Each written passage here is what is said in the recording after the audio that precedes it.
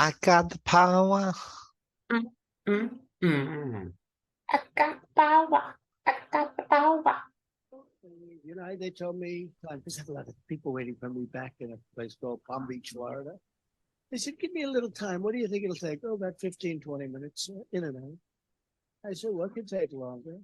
This is a little longer than 15 minutes, right? That's what he said in a eulogy for Diamond. Was it Silk or Diamond? I think it's Diamond. For Diamond's eulogy, he went to your fucking funeral, and the first thing out of his mouth, maybe not the first, but top 10 things out of his mouth as he gives a speech to a dear friend's funeral was, it takes a bit longer than he told me I'll be out of here in 15 minutes. It takes a bit longer than that, doesn't it? Epic, he's back. He's back. Stronger than ever, Luigi. The fire is in his belly. The Orange Man strikes back. The Orange Man returns. And I thought it was the eulogy, the whole thing. I thought it was a fantastic performance. He's back. He's back. I think he's going up in the polls as well, Luigi. Recently. He's been gaining. Obviously, people were discussing the Donald. Welcome back to Radio Rocketman, your favorite political show. What do we have this week for the peoples, George? Easily my favorite political show, I'm going to have to admit, Luigi. By far. I mean, mine too. I may be a bit biased. There's no bias here. It's the greatest show ever. Even my greatest enemies have admitted it. They told me, George, I hate you, but you've got one damn good podcast. Anyway, what was I? Yeah, we're talking about Donny. Why are we talking about Donny? Because why not, right? I mean, he's a very important person. And that's what he did at the eulogy, Luigi, at Diamond's eulogy. You remember Diamond and Silk? They were the big-time players in the tram sphere of influence. Betas. It was like, I think it was Diamond that kept the whole. I think Silk just stood behind her doing while Diamond was going after the liberals. But anyway, we lost Diamond. Rest in peace. And then Donny Boy was spectacular, I would say, in the funeral. Back to form. Whining, bitching about how long it's taking. The funeral of a dear friend. A dear friend and supporter. Takes a bit longer than 15 minutes. All right. So let's go straight in. Away from the Orange Man. No, let's not go. Let's not go away. Let's stay with let's finish up with the Orange one. Because he's up and coming now. We've turned the page, Luigi. We've turned the page. He's angry. He's back in black, back in orange, I guess. Back even oranger. He's been reinstated. You remember last time I told you he was begging Zuckerberg to get back in Facebook? Yeah. He will return to Facebook. A warrior. I've got a quote. The prodigal son returns. We need a president who's ready to hit the ground running on day one. And boy, am I hitting the ground. The fake news media, they said he's not doing rallies. He's not campaigning. Maybe he's lost his step. I said it as well, Tony. I'm more angry now and I'm more committed now than I ever was. He said, he had a campaign rally as well last Saturday, and he was sensational. I'm going to say sensational. He began with his customary dubious claim that there were thousands of people outside the packed venue. Millions of you are outside. He quickly mocked Democrats, crazy Pelosi, crying Chuck. He's doing the classics. Despite the advice of many Republicans to move on from his big lie, he couldn't resist an early swipe. As someone who's won the New Hampshire presidential primary, not once, but twice. And by the way, I believe we also won 2 general elections. Okay, if you want to know the truth, And I believe it very strongly in plenty of other places also. It's like reading out some kind of brain damaged person statements, right? Yeah, I mean, he's still going with that. He's still going with they stole the election. I mean, this is unbelievable. They stole it, Luigi. We're so far ahead in the polls. We're gonna win. He's gonna win big. What else did he say? Did he shit on the Democrats? He reiterated a sort of version of his campaign launch speech. You remember the Mexican one, the Mexican rapists one? They're sending killers, murderers. They're sending rapists, and they're sending, frankly, terrorists. And our terrorists are coming on their own. We can't allow this to happen. He didn't mention Mexico specifically, but he did reiterate that. We're going to stop the left-wing radical racists and perverts who are trying to indoctrinate our youth, and we're going to get their Marxist hands of our children, their Marxist pervert hands of our children. Marx was a pervert. Everybody knows that. The means of production shall go through my penis, Marx. That was an actual quote, people. Actual quote. I've read it. Verbatim. I've read the Penis Manifesto, Luigi. It's really good. That deal is waiting to be done, but there's a Oh, he also claimed that he could solve the Ukrainian issue in 24 hours. You know what? I saw an interview from Mike Pompeo recently. He's the chief or ex-chief of the CIA, and all that. I don't know. He was Trump's security advisor, I guess. Pompeo, he was the foreign secretary at one point. Oh, okay. He was on a news show, and he was arguing that Ukraine wouldn't have happened with Trump at the helm. And like his argument was, I can't prove it. They're all arguing it, by the way. But my strongest evidence is it didn't happen during our watch. That's but how Science. Science. I mean, it doesn't get. That's the scientific method. Obama let Crimea go, and then Trump came in, and complete peace reigned on the continent, and then peace sprang in the world. But they're seriously arguing that they are bigger hardliners than the Democrats are, and that Putin would have been afraid. They're weak. Basically. The Democrats are weak. He's too sleepy. He was asleep. I invaded while he was asleep. I'm never gonna sleep. Staying on the same sphere. Something else I read recently. Josh Hawley, right? Yeah. The Republican senator, I guess. He was the one that did the fist bump to the fucking January 6th folks as he was going to vote. Yeah, I remember him. Yeah, that guy. Guy proposed a stock trading ban for Congress people. Yeah, I'm gonna make a note. Yeah. I believe the name was something like the Stop Pelosi Act. By the way, it's so funny because the Republicans are trying to make this into a Democrat issue. Jesus Christ, people, get a grip. I just found that the branding to be definitely quite remarkable. People should get a clue about this, that there's a few Republicans lying to them about their credentials regarding, non-corruption and workers' rights and shit like that. No way, people. Even if there were 300 Josh Hawleys in Congress, this act wouldn't pass. And the reason the fucker is introducing it is because he knows well enough that it will never pass. Rubio does this shit as well. I've noticed Rubio. Of course, I'm for that, but there's no support for it. No. Most of the Republicans have the decency to at least be honest with you that they're pieces of shit and that they're not gonna do this. A few of them lie about this. Josh Hawley is one of them. The populist Republican.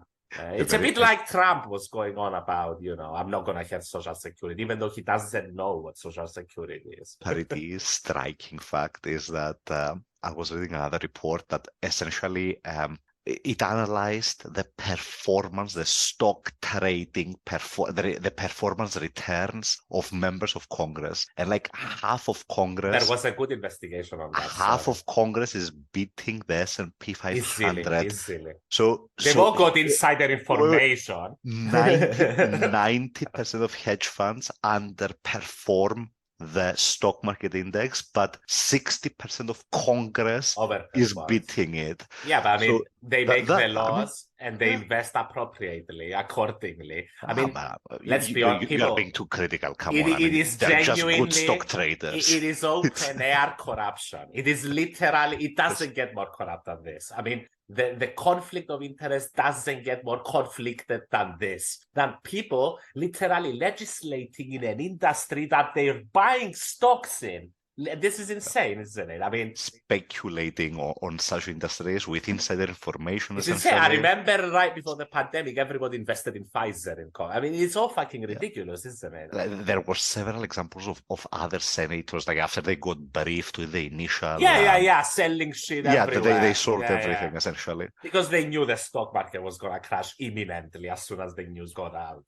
It's legalized corruption. Yeah, that's the fact that it's still legal. Like, I wouldn't have a problem if they could only trade, an index or something very broad. It would be better than this, yes. Not individual companies. Individual stocks that they're conflict. legislating on. It's not even, I legislate on agricultural issues and I buy defense stocks. Nah, literally agricultural fucking stocks while you're legislating them. It doesn't get more corrupt than that.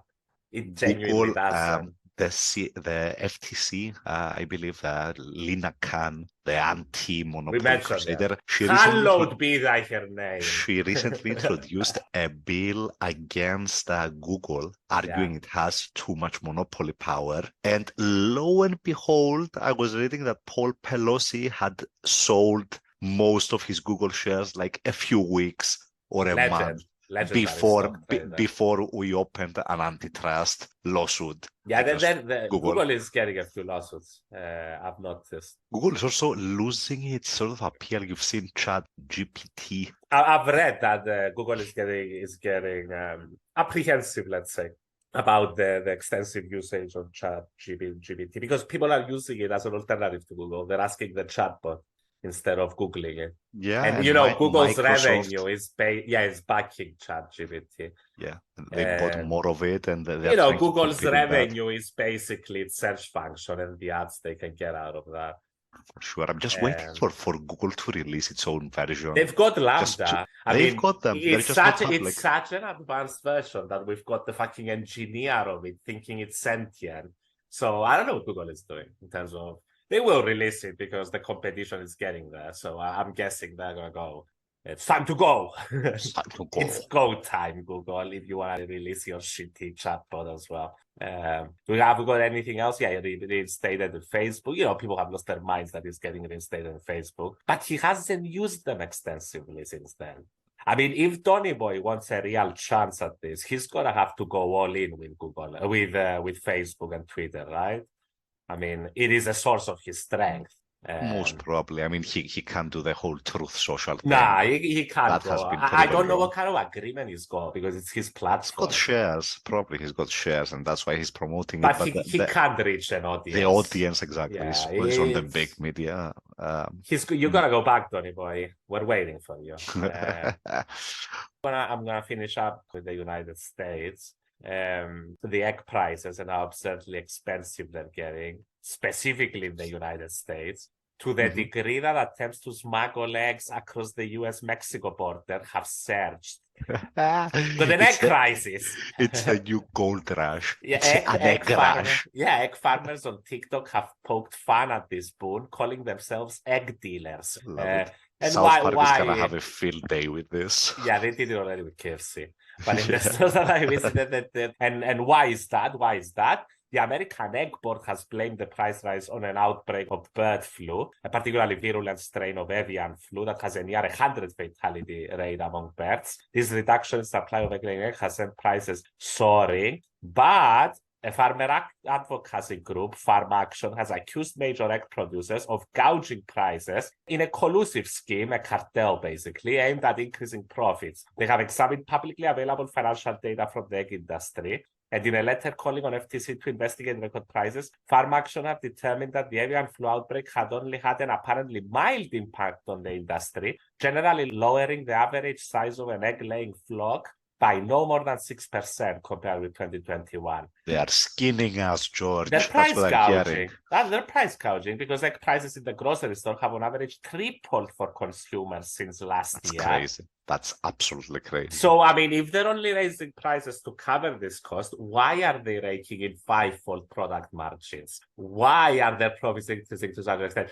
Why? Because they know that the people are reading. They're going to use the excuses of inflation and avian flu. And they've all done it with the pandemic, the major corporations. And because everyone is talking about inflation, they can hike their prices to unimaginable rates that they didn't think they could get away with before. And the reason they can do that is how much monopoly power they've gotten over the last 40 years of all industries consolidating into the hands of a few players, of a handful of players. Because it's been 50 years since we actually enforced anti-monopoly legislation. And they've just started now again. They started now, but it's going away with the next election cycle. Most How probably. dare you? The Republicans are going to another 2 years. Yeah, another 2 years of Jack doing his best to put a few plasters on a few cracks before the whole thing collapses when the Republicans get in.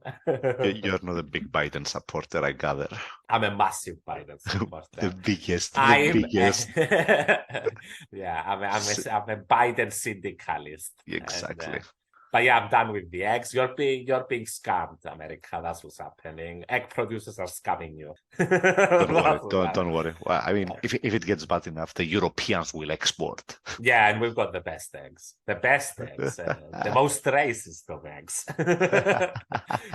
So let's move on to what you wanted to discuss. So it's a good segue. Speaking of Biden, Jack approved. You remember last time, Luigi, when you said Biden's going to approve tanks in a hot second, he's going to send the tanks. Well, it took him a hot second and he's just given the tanks. Yeah. I mean, our great powers of foresight, no bounds, sir. But Luigi it was pretty obvious. Luigi could smell his enthusiasm for sending tanks. It was pretty obvious. You had a situation where the Polish were telling the Germans, look, we'll send the tanks and it would be great if you gave us your approval, but we're going to send them anyway. I mean, I'm going to say, what we're talking about, people, is that Germany was not sending the tanks until America sent some tanks as well. And in a few days, the US just came out. They're going to send tanks. Germany is going to send tanks. Ukraine is getting tanks.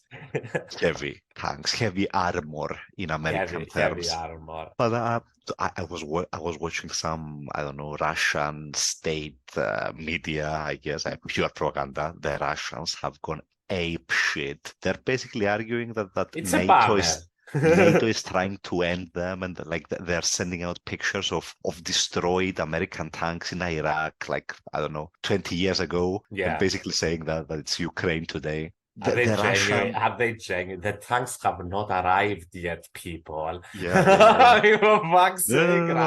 There's a lot of pictures, and it's pretty obvious it's a desert, not Ukraine during the winter. My God, they need to up their propaganda. This is ridiculous. This is ridiculous. Anyway, that's a new development. Ukraine's getting tanks, Abrams tanks, Leopards. Yeah, there's gonna be a big offensive. Pretty decent tanks, and I mean, we covered it in the last episode. Hardware. The conflict just got extended for at least another 6 months, basically. Yeah, and to be fair, we have no idea to what extent negotiations are trying to be carried out between Ukraine, the West, Russia, in terms of ending the hostilities. We're not privy to that. We don't know what's happening behind closed doors.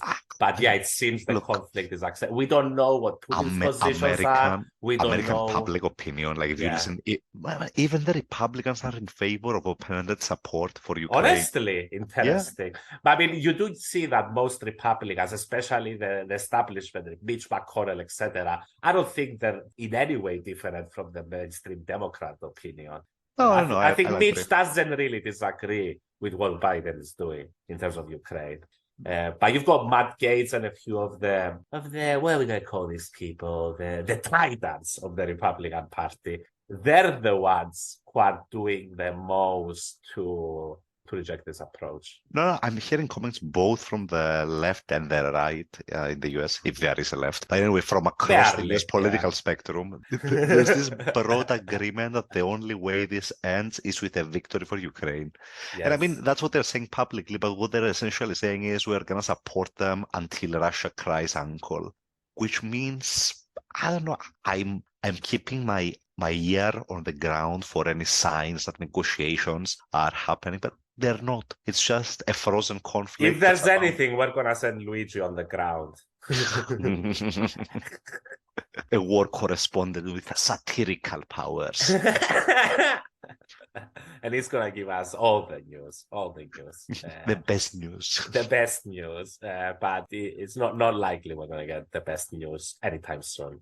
So, speaking of hot conflicts around the world, what's that I'm reading about essentially Israel attacking Iranian military targets over the weekend? Go on.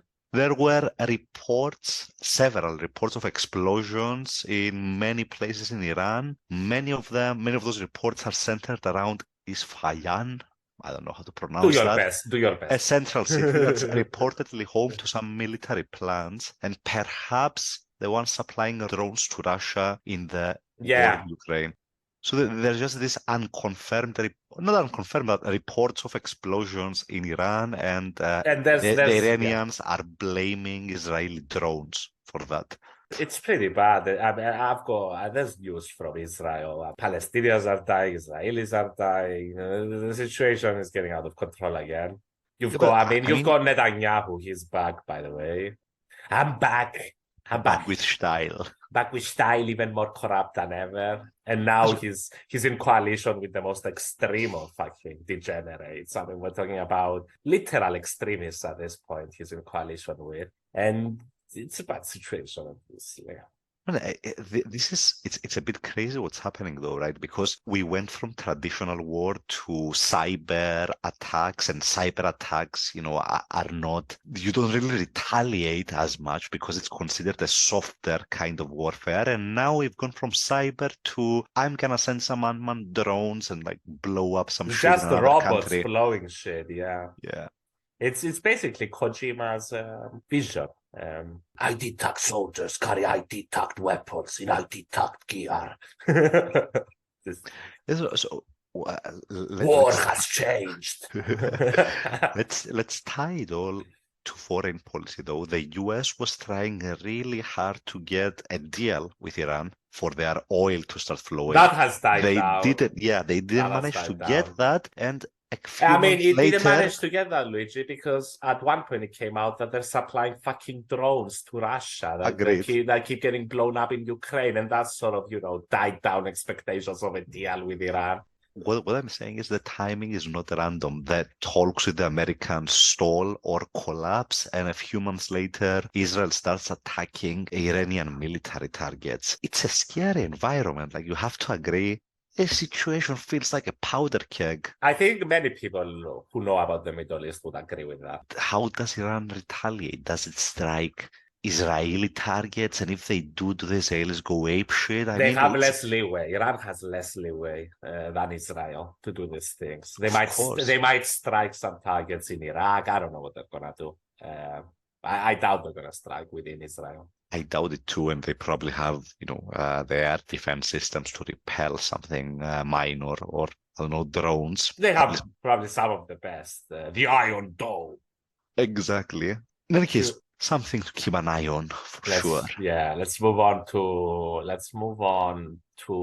the Quran burning that happened in Sweden, which Turkey has condemned. Oh, the Sultan is furious. After a demonstration involving the burning of Qurans in Sweden on Saturday, which further inflamed tensions between the two countries, as Stockholm is trying to get into NATO, and all NATO nations have to vote for Stockholm to get in. And one of those nations is Turkey. And Turkey was pretty pissed about this protest, which took place under heavy police protection in front of Turkey's embassy, which gathered about 100 people. And a crowd of reporters. It was probably equal people, equal reporters. And police, probably. Yeah, it was the Danish far-right politician, Rasmus Paludan. Rasmus. Do you remember the other one? Lok Rasmussen. This one sounds like a mid-level boss. It's not a final level boss. It's a mid-level boss. Who also has Swedish citizenship. Yeah, and he goes to Sweden to stir shit up. He gave an hour-long speech against Islam and immigration before setting fire to a copy of the Quran. As you can imagine, Erdi went apeshit over this. The great Sultan. The great is protector angry. of Islam is angry. Yes. The godfather, some would uh, say. The godfather of Islam. His presidential advisor, his chief advisor, has said, we vehemently condemn this. Allowing this action, despite all our warnings, is encouraging hate crimes and Islamophobia. The attack on sacred values is not freedom, but modern barbarism. Anyway, this is what's happened. I've got some comments on it. Any comments you want to make, Luigi, first? That is probably not gonna help Sweden's ascension process into NATO. Yeah. Not looking rosy. It's not looking like it's gonna work, but on the other hand, it might just be political posturing by Turkey as well. But I hope that everyone can see how these conservative parasites feed off each other. I mean, you got Rasmus, who burns the Quran, riles up all the justice and development troglodytes who cheer on Erdi, who goes ham on Rasmus and Sweden, which riles up all the Sweden Democrat troglodytes in an endless battle over religious slides and identity. An infinite loop. It's a doom loop. It's a bit like football, but even stupider. For the Americans, I mean soccer. Because however stupidly passionate people get about it, at least in football, there's a fucking ball being kicked around. In the religion, though, however many prayers you make, however many people you kill and subjugate in his name, it's always his. Jesus never shows up. Mohammed never shows up. God never zooms in to tell you what a bang-up job you've been doing and that your virgin pool in paradise has just been up to the 20s. Dude, at least the ball is being kicked in the net. I mean, it means fuck all in the end, but at least the ball exists. The net exists. I can at least, respect the reality of it. I've chosen the football analogy because I still remember the World Cup. But talking about religion, honestly, and atheism, etc., it feels very last decade, Bill Maher shit. It feels anachronistic, as if we settled this shit or something, and we're all atheists now. But we haven't. Well, no. Anyway, though, beyond that, very far from that. Very far. But to make things clear about this, I do not believe that the average European would endorse burning Korans in the streets. And most of everyone can tell that this is a disrespectful act, very disrespectful, and even an intimidatory act. I mean, if you were a writer, Luigi, and everybody was burning your books in the streets, I'd be pretty pissed off, yeah. There's something they don't like about me, obviously. The burning of books in general it's not nice. It's an act of, yeah. It doesn't mean that it should be banned, the Quran burning shit. But you need context when looking at this story, because this was a stunt carried out by a far-right provocateur, neither endorsed nor instigated by the Swedish government. Exactly. In fact, they condemned it, Luigi. The Swedish government has condemned it. They said the provocation is appalling. So, I mean, Erdi is just playing it up for his gallery. Yes, and it's pretty sad. It's pretty sad. So sad. It makes me so sad. But yeah, that's what I wanted to say about this. I don't want to discuss really. But I mean, it has to be discussed because it is in the news and it's caused major consternation in Muslim countries, what has happened. It's a provocation, people. That's why he's doing it. Rasmus is a piece of shit from Denmark. Jesus Christ. There were 100 people there, just 100 people. So yeah, it's been played up. It's been played up what has happened. Trust me, the Swedes are really not into burning books.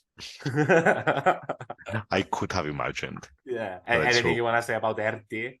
Looks good these days, looks bad. How's he doing? He's got an election coming up, and he was originally planned, the election in Turkey, I believe, for June. He changed it. He changed the date. He brought forward by 1 month. Yeah, he brought forward by 1 month. Ooh. And the argument I read was he recently passed some, let's say, some fiscal measures, some government spending measures to help alleviate inflation. But that's going to last 1 month less. That's why he's bringing forward the election.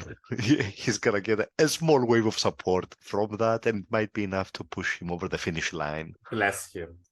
Inshallah, Luigi. Yeah. To move on from this, I've got Jesus.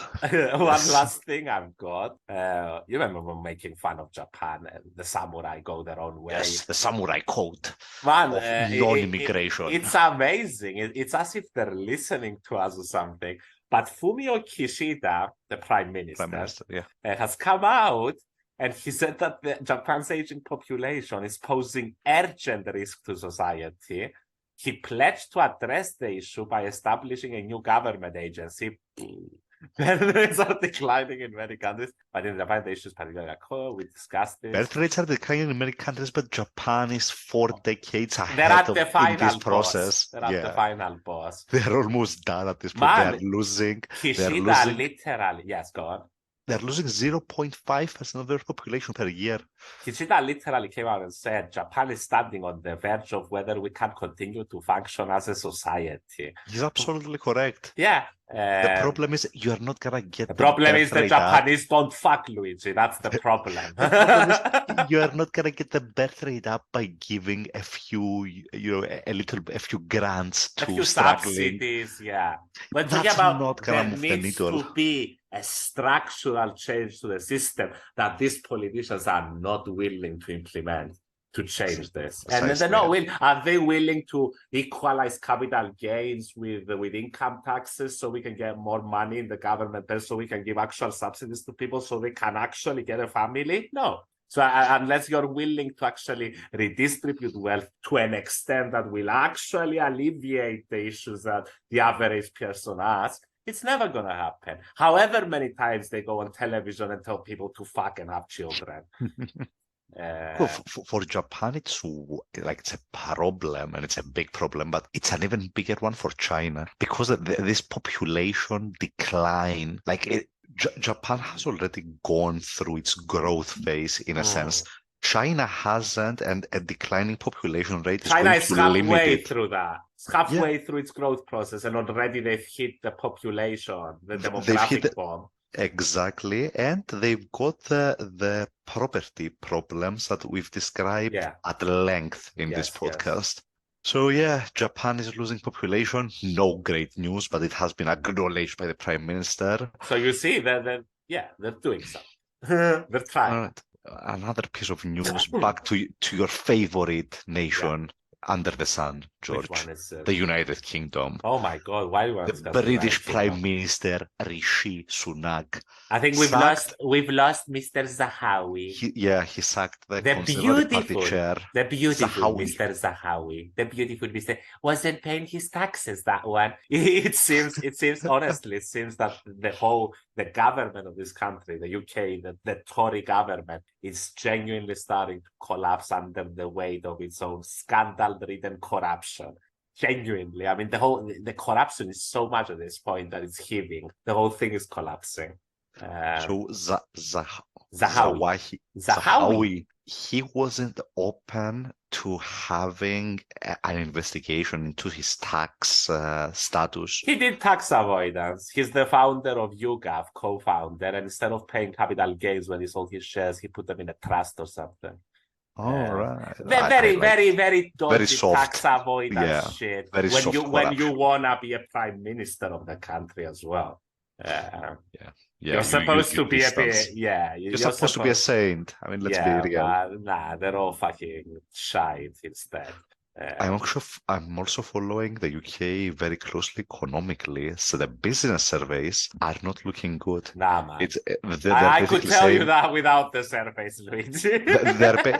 businesses are saying it's either a recession or it soon will be. Sometimes when I walk around, it feels like fucking Dawn of the Living Dead in here. That's what it feels like. I've got some minor European news that in the Czech Republic, we've got the pro-Western Babis. He was a billionaire, populist billionaire, bit like Donny, I gather. He lost by the largest margin in his country's history. Billionaire. It's like I'm Donny a billionaire boy. of the Yeah. people. By the way, it's so fucking ridiculous, isn't it? A Of billionaire populist. It's an addiction. oxymoron, yeah. Almost an oxymoron, yeah. Almost an oxymoron. I guess, I mean, if you're the best billionaire ever and you want to go the Jesus Christ direction. Yeah, But usually, there's yeah. nobody like that. Nobody like that. So an oxymoron. But yeah, he lost big time. Pro-Western Peter Pavel sweeps to a landslide victory. He was a retired general and a former senior NATO commander. So I think the Europeans are going to love this guy. A senior NATO commander. Oh, Mr. Oh. Pavel. Oh, he has lead us. commanded the troops. But that's what happened in the Czech Republic. I've got nothing else. I like our new format, Luigi. It's a bit, tighter, a bit more. Bam, bam, bam. We're done. Done. Go home. So, are we done? I don't have anything left.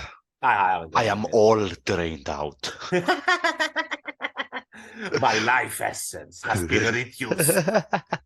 I have left everything in the arena, that is the political scene. Wow. I mean, no. But now, yeah, I'm done. That's it. That's it for this week. I haven't got anything else. Any funny jokes? Anything else? Jokes. Any funny jokes for our audience? I've got. Wait, I'm seeing a story here.